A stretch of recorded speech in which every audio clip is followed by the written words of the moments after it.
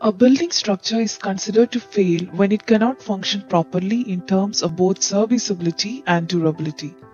Failure in buildings can either be partial or complete collapse of the structure.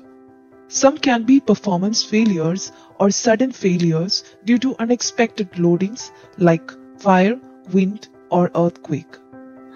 Building failures can be classified into 5 major categories for better understanding.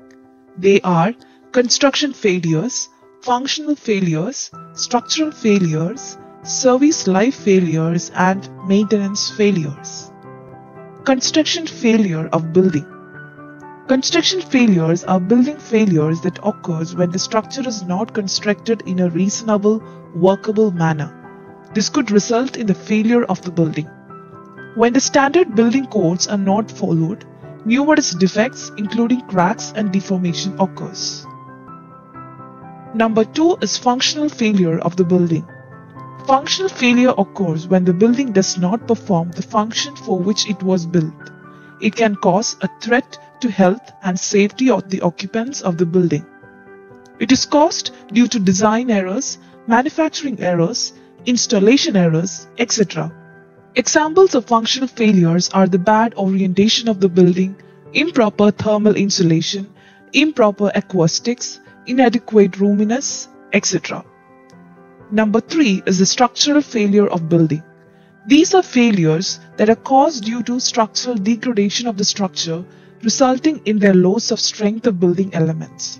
These are caused due to repeated or unexpected loading or deteriorating agents.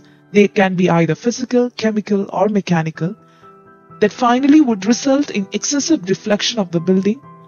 They lose the load-bearing capacity of the structural elements and the building.